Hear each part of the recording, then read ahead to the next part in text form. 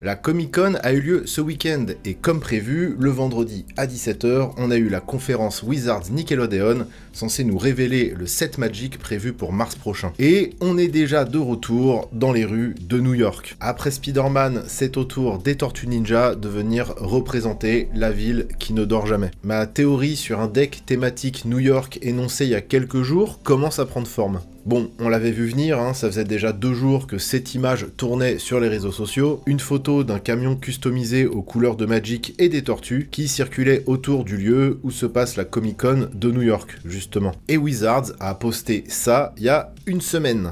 LOL. Puis on savait que le crossover se ferait avec Nickelodeon, donc il n'y avait pas 36 000 possibilités. Enfin moi, j'attendais un Universe Beyond Razmoket, mais je crois que c'est pas assez hype. Bah maintenant que c'est là, jetons un œil au produit. Pour commencer, on nous annonce un précon 5 couleurs avec à sa tête Leonardo l'équilibre, qui est très beau, hein, je dois l'avouer. Le deck aura 5 commandants alternatifs, donc c'est énorme, et je pense qu'on pourra un petit peu boui-boiter son deck comme on veut. Il y aura les 3 autres tortues pour le bleu, le rouge et le vert, ce bon vieux Splinter pour le noir, et la carte Heroes in Half Shell, j'imagine. Vu qu'ils annoncent 5 commandants alternatifs et que là on a le petit logo Commander Tortue Ninja, je pense que ce sera ça. Splinter et les tortues ont la capacité Partner Caractère Select. C'est comme Partner, sauf qu'on peut associer entre elles que les créatures qui ont le caractère Select. Ils ont fait ça pour pas qu'on fasse des associations trop dangereuses. Donc on sera tout de même obligé d'avoir Leonardo dans la zone de commande si on veut jouer les 5 couleurs. On peut voir que tout le monde a des interactions liées au marqueur +1/+1 et au jeton. Jeton nourriture pour Michelangelo. Hâte de voir le jeton nourriture pizza.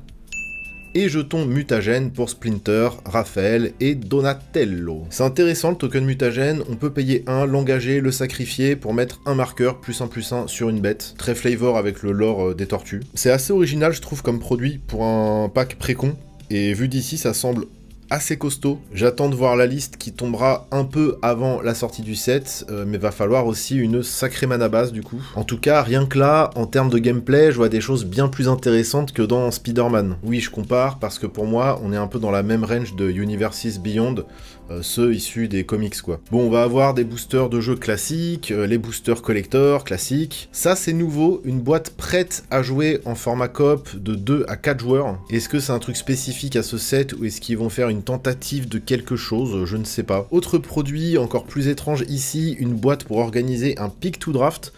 Alors je comprends pas trop parce qu'on a déjà les boîtes de boosters de draft en fait. Bizarre. Bon, on a un booster collector en plus dans la boîte, mais ouais, ok. Le bundle pizza avec des cartes inspirées par les pizzas. Alors ça, c'est eux qui le disent, hein, on n'est pas tous américains, Wizards. Alors dans la boîte, il y aura aussi un compteur de points de vie et un booster collector pour faire la sauce piquante, j'imagine. Bon, j'avoue que ce visuel a attiré mon œil parce que c'est vraiment comme ça que les tortues étaient représentées, en fait, quand j'étais enfant. En dehors des films, hein. Il y a un petit côté boîte de jeux de société old school aussi, mais bon, je ne me laisserai pas avoir. Ah, il y a déjà un lien pour préco. Hop. Ceci est une mise en scène. Je n'ai rien acheté du tout, croyez-moi. On a le bundle classique avec les 9 boosters, les 30 landes, le dé et la carte promo. Ok. On a aussi le pack d'AP. Bref, ça fait pas mal de choses. Bon, on va voir les cartes parce que là, le packaging et le marketing, bon voilà. On va pas tous faire, hein, mais je vais m'arrêter quand même sur quelques cartes et on va aller lire ensemble. Leonardo, samouraï des égouts pour 4, dont un blanc. Il est mutant, ninja, samouraï et tortue de terre. Eh oui, hein, les conséquences des trades aléatoires dans Magic des années plus tard. Ça y est, on a des créatures à 4 sous-types dans Magic, et il fallait bien évidemment que ce soit une tortue terrestre, pas de bol. C'est vraiment le sous-type le plus curse de Magic. Non mais au pire, au lieu de mettre des « et », exceptionnellement, bah vous mettez des virgules, et du coup ça fait pas un truc chelou, tout moche comme ça, là. C'est une 3/3 double init, ça a l'infiltration. Donc ça c'est une nouvelle capacité en fait qui rappelle un petit peu le ninjutsu, ce qui est normal pour des ninjas finalement. Si on se fie au texte de rappel sur la carte technique de Raphaël, ça veut dire qu'on peut jouer la carte pour son coup d'infiltration, mais on doit remonter dans notre main une créature attaquante non bloquée, mais uniquement pendant la phase de bloc. Donc ça fait un peu moins de fenêtres pour jouer le sort qu'avec le ninjutsu. C'est un peu moins versatile, disons. Et en plus, la créature n'arrive pas attaquante. Alors là, j'avoue, j'ai un peu de mal à saisir l'intérêt, à moins que, précisément sur les sorts de créatures, on puisse les faire arriver attaquantes. Mais là, on voit pas. Bon, j'avoue, là, je saisis pas trop l'intérêt, vu que c'est plus chiant en coup de mana.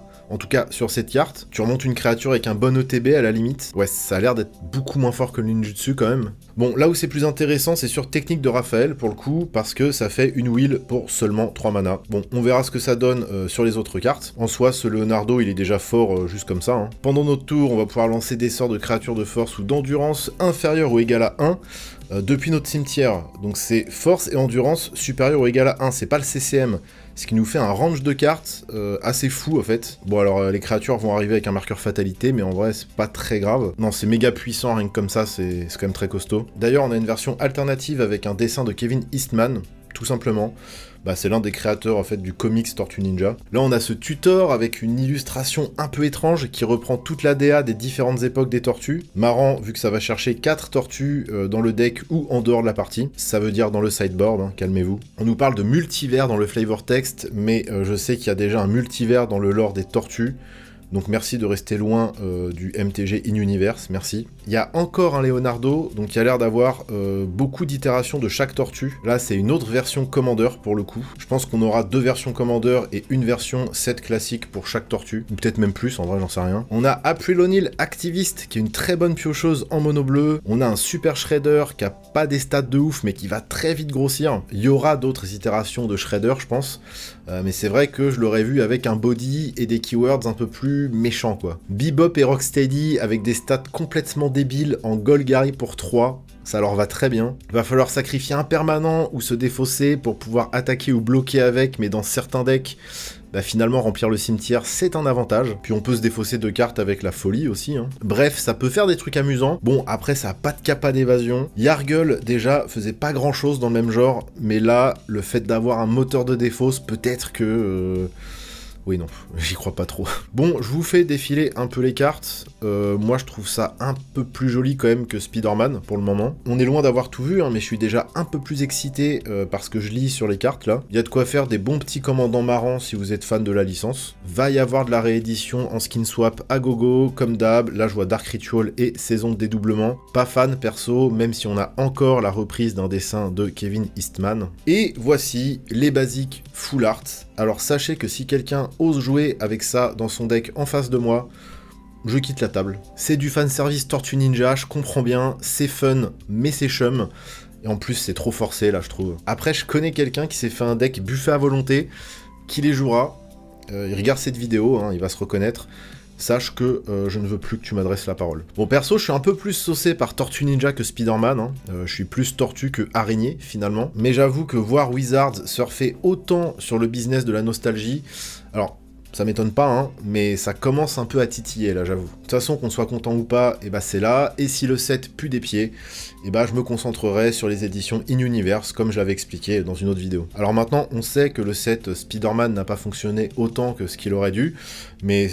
Tant mieux, hein, ça envoie un message à Wizards, mais les équipes derrière Magic ont au moins 2 ou 3 ans d'avance sur le calendrier par rapport à la création des sets. Donc dans tous les cas, on n'est pas prêt de voir du changement avant 2028, et encore que s'ils décident de changer leur méthode. Et donc, puisqu'il va falloir s'y habituer, et sûrement plus que prévu, voici les 5 Universes Beyond que je rêverais de voir dans Magic l'Assemblée, mais qui ne resteront sûrement qu'à l'état de simples fantasmes. Studio Ghibli. Faut pas trop rêver, mais c'est un univers que je vois rarement cité quand il s'agit de fantasmer des Universes Beyond. C'est un monde féerique, atypique, apprécié de tous, et il y aurait largement de quoi faire un set gigantesque. Au moins aussi riche que celui du Seigneur des Anneaux, et visuellement, vu ce que le studio est capable de produire, ça aurait été zinzin. Bon ok, il ne s'agit pas d'une licence précise, mais je trouve quand même que les studios Ghibli ont développé un univers cohérent. Zelda. En vrai, j'ai une toute petite lueur d'espoir. On sait que c'est extrêmement difficile de traiter avec le Japon, mais ils ont bien eu Square Enix. Mais là, c'est Nintendo, et ça, c'est une autre paire de manches. Donc franchement, il ne faut pas se faire de faux espoirs. Ai-je vraiment besoin de préciser en quoi ce serait un Universes Beyond parfait? L'Albinos Elric de Melny Bonnet évolue dans un univers de dark fantasy cosmique et métaphysique. Le cycle d'Elric, écrit par Michael Moorcock entre les années 60 et 90, a eu une influence primordiale sur la fantasy moderne. Et vu le nombre de personnages et de lieux complètement fous rencontrés dans les romans, il y aurait vraiment de quoi faire. Mais malgré le fait que ça colle à 100% à l'univers de Magic, cette saga reste trop de niche pour le grand public. Un Universe Beyond sur les champions éternels n'arrivera donc probablement jamais. les humanoïdes associés, avec l'Incal, les Métabarons et tous les autres mondes bariolés qu'ils ont portés, notamment à travers le cultissime magazine Métal Hurlant. Et bien sûr, derrière les illustrations, tous les pontes de l'époque, Kazaa, Druyet, Moebius. Il y aurait de quoi faire le set le plus barré jamais vu dans Magic. Bon, ça n'arrivera jamais, je vais me faire des proxys. Wizards tape dans la main de Play-Doh et Nickelodeon, alors autant y aller à fond. Est-ce que vous vous rappelez des Mighty Max? Et à votre avis, d'où vient mon pseudo? Ces jouets étaient un peu la réponse badass au Polly Pocket, avec des petits dioramas qui, une fois refermés, formaient des monstres en tout genre, de vrais petits mondes fantastiques et horrifiques, sous forme de jouets. C'était malin, ludique et hyper graphique pour des gosses. Et ce serait un rêve de voir ça un jour sous forme de carte Magic. Mais évidemment, ça ne se réalisera jamais. Et vous, c'est quoi vos fantasmes en termes de Universes Beyond? Et cette annonce d'un set Tortue Ninja, vous en avez pensé quoi? Alors juste évitez l'énième commentaire qu'on voit tourner depuis 2 ans non-stop. Magic c'est juste devenu le Fortnite des jeux de cartes. Je suis pas certain que poster ça pour la 40 millième fois rende la conversation autour de Magic plus intelligente, désolé. Même si je vois ce que vous voulez dire, c'est bon, on a compris. Mais je sais que beaucoup d'entre vous ont des points de vue très intéressants et très éclairés sur notre jeu de cartes préféré, donc je vous laisse me mettre tout ça en commentaire. À bientôt.